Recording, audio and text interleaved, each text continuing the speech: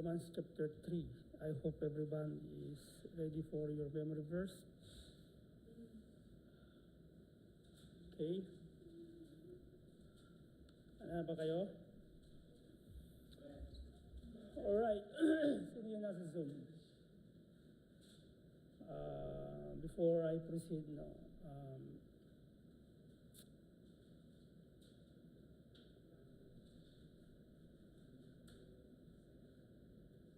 ano ba? Si Jonabel may pasok yun. Ba't wala siya ngayon?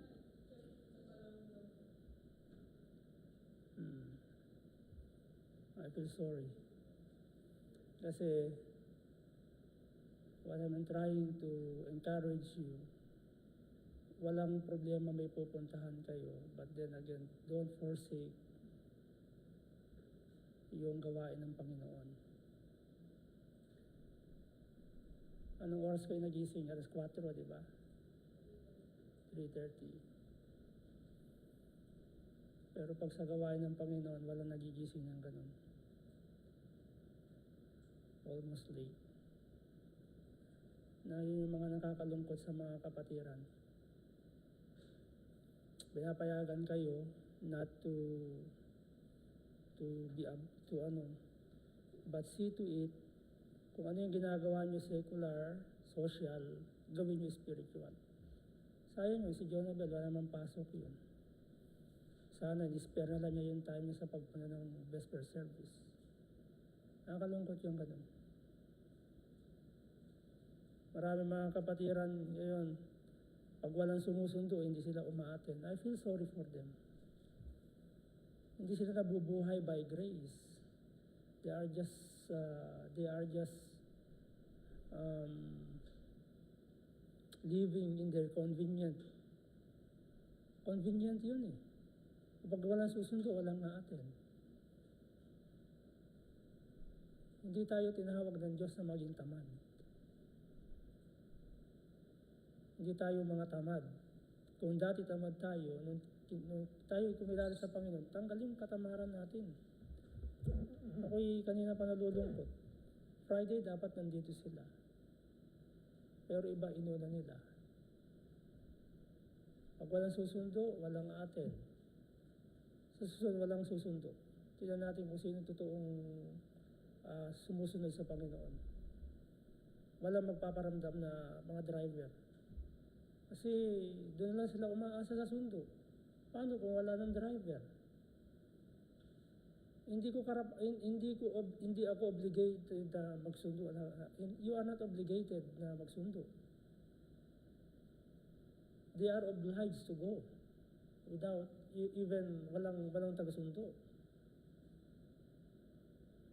Okay?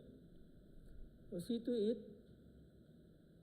God bless us by everything. He bless us financially, especially spiritual, financially. Our family blessed by God. And then pinagdadamutan natin ng Panginoon for transportation. Hindi naman araw-araw sila magta-transport, di ba? Minsan nga, nandun yung gawain natin, Tuesday eh. Kaya nga nilalapit natin yung Tuesday doon. So, I feel sorry. Sorry, pasensya na kayo kasi hindi ko alam. Pagka ito ang nakikita ko sa mga kapatid, nalulungkot ako sa kanila. Sa mga kapatiran na katulad yan, so unfair, they are woke up early in the morning and they are not in the church. So, hindi justifiable yung ginagawa natin, yung mga action natin. When you do something and excited ka, dapat Sunday excited ka, pag gawain excited ka. Ituro niya sa mga nagyayaya sa atin. O sige, ganito, sasama kami, pero may gawain mamaya, dapat maaga din tayo. O kaya bukas, may gawain bukas, dapat maaga din tayo. Alam niyo bang nagpaalam ako sa Sport Fest dahil lang gusto ko mag-prepare.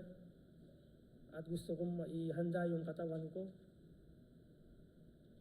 Kinakalimutan ko yung ganong moment na makipag-fellowship in order to prepare things for our service. Kasi mas mahalaga sa akin yung ganito. Mahalaga din sa akin yun, pero at least nagpakita ako sa kanila. Nagpaalam ako kay Pastor Ben, na senior pastor ko. Nagpaalam ako kay Pastor Ariel Buayang, na kaibigan natin sa church simula pa noon. In order to meet you guys here to worship with God.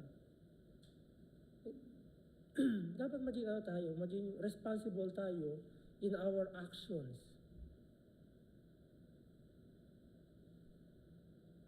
Hindi ako against sa ganun.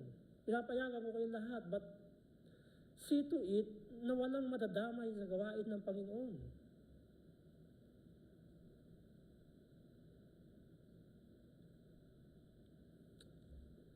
Nakakalungkot sa mga kapatiran. Ayoko sanang gumamit ng ganitong mga words, but nasasaktan ako, no? Parang wala kayong natututunan.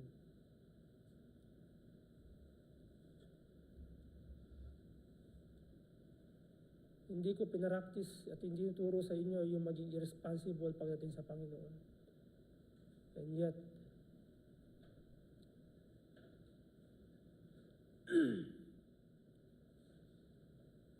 wala sila diyan? Wala pa. Wala sila diyan.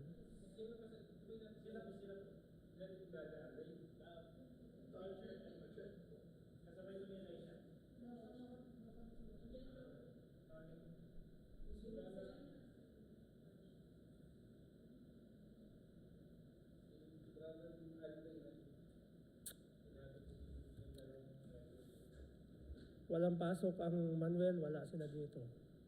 Gusto pa nila lahat sinusundo.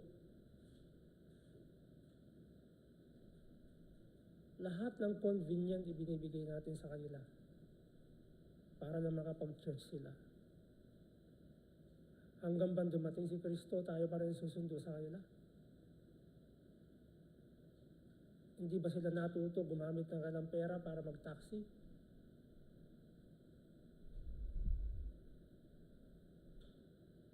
Inilapit natin lahat sa kanila.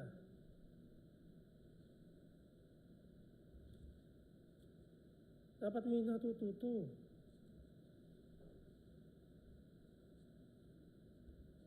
Sabi ko sa inyo, okay lang, sumama tayo. Pinilit ko ba kayo lahat na pumunta dun sa Sports Fest? Hindi. Kasi alam ko, busy kayo, may trabaho kayo. Pero hindi ibig sabihin, ihinto natin yung gawain for that fellowship.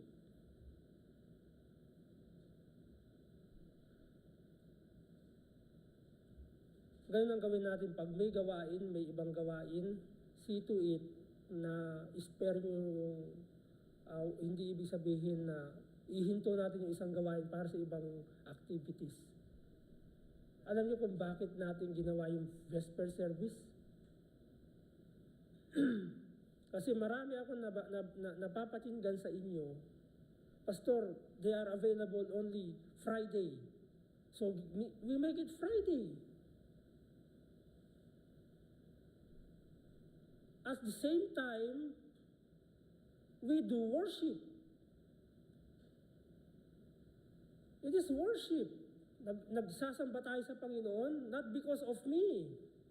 It's because we agreed together to be in the church and to worship God. Sayang.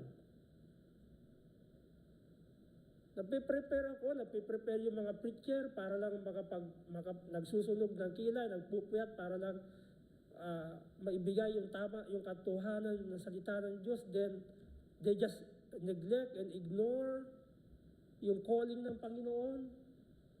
I feel sorry for them. Ako, hindi masama loob ko, nasasaktan ako dahil parang hindi tayo natututo.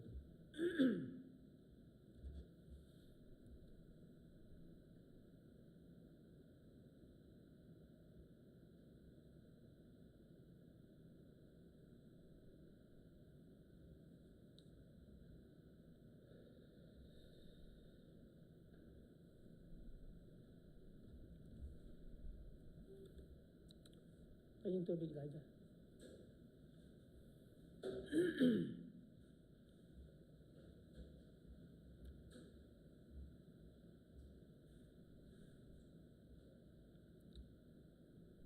Nakikigalak tayo kapag mayroong masaya. Correct? Pag may malungkot, nakikilungkot tayo. And that's no wrong. But when it comes to God's work, God's ministry, God's service, we should not neglect God's service.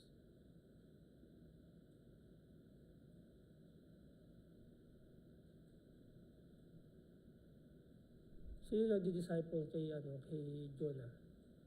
Sayang, every Friday available yun. Ayun ang ayaw ko. Naggising siya ng early in the morning, sumama siya sa swimming, hindi sumama sa gawain.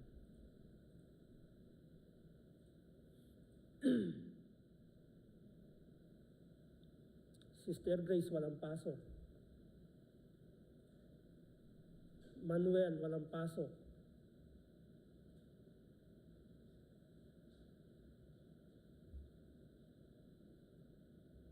Hindi araw-araw sinusundo sila, hindi every gawain sinusundo sila. Matuto naman silang magkaroon ng sense of responsibility.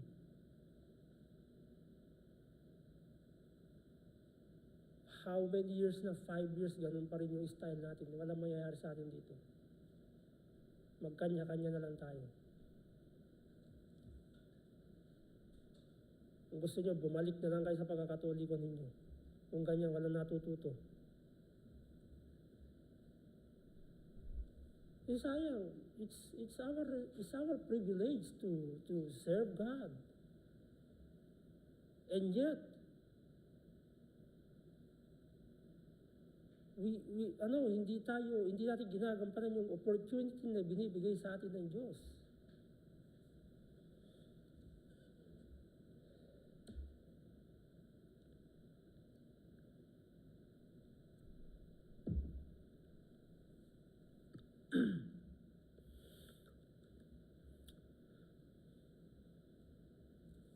Okay, tayo po ay mag-start na.